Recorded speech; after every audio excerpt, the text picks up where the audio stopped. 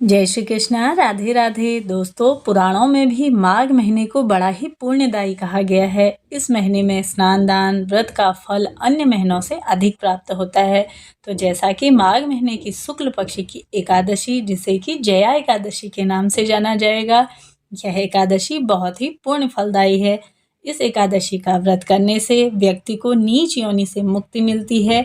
और पद्म पुराण के अनुसार भगवान श्री कृष्ण ने युधिष्ठिर को भी एकादशी तिथि का महत्व बताते हुए कहा है कि जया एकादशी प्राणी के इस जन्म से लेकर के पूर्व जन्म तक के सभी पापों को नष्ट करने वाली है। इतना ही नहीं, यह एकादशी ब्रह्म हत्या जैसे जघन्य पाप तथा पिशाचत्व का भी विनाश करने वाली है। शास्त्रों में वर्णित है कि एकादशी का व्रत करने से प्राणी को कभी भी पिशाच योनि प्राप्त नहीं होती और मृत्यु के बाद भी मोक्ष की प्राप्ति होती है। एकादशी के कुछ विशेष नियम और साथ ही एकादशी तिथि कब प्रारंभ कब समाप्त, पूजा का शुभ मुहूर्त क्या रहेगा, पारण का शुभ मुहूर्त, संपूर्ण नियम जानकारी आप सभी के लिए इस वीडियो में लेकर के आई हूँ। तो वीडियो के अंत तक बने रहिए।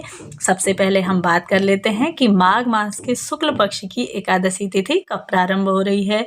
तो यह प्रारंभ होगी 7 फरवरी को दिन शुक्रवार को रात्रि 9:27 पे और एकादशी तिथि समाप्त होगी 8 फरवरी दिन शनिवार को रात्रि 8:15 पे। संपूर्ण नियम और उदया तिथि के अनुसार साल 2025 में माघ महीने के शुक्ल पक्ष की एकादशी तिथि 8 फरवरी के दिन शनिवार के दिन ही आपको इसका व्रत धारण करना है। इसके साथ ही इस दिन आपको ब्रह्म मुहूर्त प्राप्त हो रहा है सुबह के समय में 5:30 से लेकर के 6:18 तक और सूर्योदय सुबह होगा 7:07 पे और सूर्यास्त होगा शाम को 6:14 पर। इसी प्रकार से प्रातःकाल पूजा का शुभ मुहूर्त रहेगा 5:47 से 7:05 तक और शाम की पूजा का शुभ मुहूर्त रहेगा 6:06 से 7:24 तक। इसी प्रकार से राहु काल का समय रहेगा 9 बजे से लेकर के 10:30 तक। भद्रा सुबह रहेगी 8:38 से रात्रि 8:15 तक। इस प्रकार से मैं सारी जानकारी आप सभी के लिए स्क्रीन पे लगा दूंगी, आप उसे भी नोट करते हुए चलिए। साथ ही द्वादशी तिथि और पारने का समय भी आप सभी को आगे बताते हुए चलूंगी। इस प्रकार से जैसा दशमी तिथि से ही एकादशी व्रत के नियम प्रारंभ हो जाते हैं, दशमी तिथि के दिन से ही आप सभी को शुद्ध सात्विक भोजन लेना है।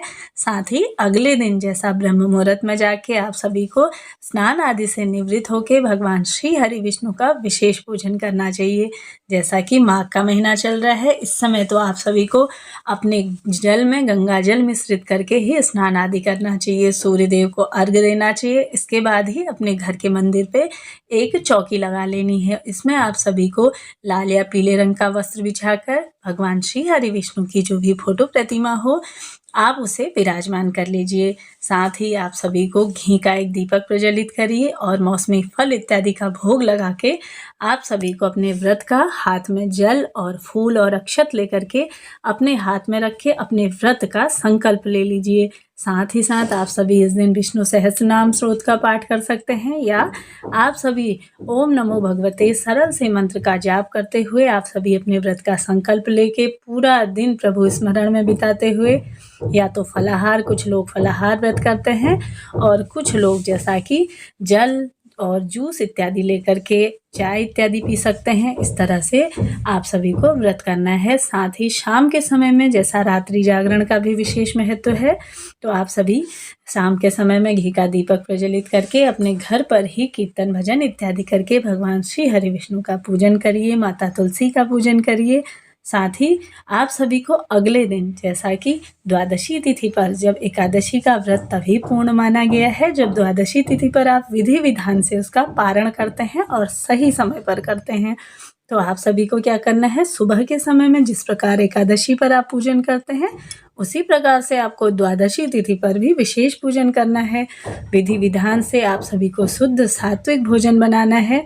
साथ ही साथ भोजन में आप जैसा कि खिचड़ी इत्यादि बना सकते हैं या आप सभी खीर इत्यादि बना सकते हैं, हलवा बना सकते हैं। ध्यान रहे कि आप सभी को शुद्ध देशी घी में ही, आपको गाय का घी अगर आपके पास उपलब्ध है तो उस पर भोजन बनाइए, नहीं तो आप तिल के तेल का भी यूज़ कर सकते हैं। इसके बाद आप सभी को जैसा कि शुद्ध सात्विक भोजन अपने घर पर ही अपने पंडित जी को बुलाकर एक समय का भोजन कराते हैं, तो यह भी अति श्रेष्ठ माना गया है। साथ ही न करा पाने की स्थिति में सूखा कच्चा अनाज, कुछ फल, दक्षिणा, वस्त्र इत्यादि रख करके अपनी क्षमता सामर्थ्य अनुसार आप सभी को उनके लिए निकाल लेना है, उनके घर पर भिजवा दीजिए। और इसके बाद आप सभी को अपना व्रत, जैसा कि जो भी आपने भोग स्वरूप में भगवान श्री हरि विष्णु को लगाया है, उसी को प्रसाद स्वरूप में ग्रहण करने के बाद आपको अपना व्रत खोल लेना है। जैसा कि जया एकादशी व्रत का पारण 9 फरवरी के दिन किया जाएगा। व्रत पारण का शुभ मुहूर्त रहेगा सुबह 7:04 से लेकर के 9:17 तक। इसी बीच में आप सभी को अपने व्रत का पारण कर लेना है। के साथ मेरे द्वारा दी गई जानकारी आप सभी के लिए उपयोगी रही हो तो वीडियो को लाइक शेयर करिए, अपनी फैमिली फ्रेंडों को शेयर करिए। साथ ही साथ मेरे चैनल पर प्रतिदिन आप सभी के लिए कथाएं डाली जाती हैं, उन्हें भी सुनिए और अपने जीवन को सुखमय और सार्थक बनाइए। मिलते हैं नेक्स्ट वीडियो में, तब तक के लिए जय माता रानी, हर हर महादेव।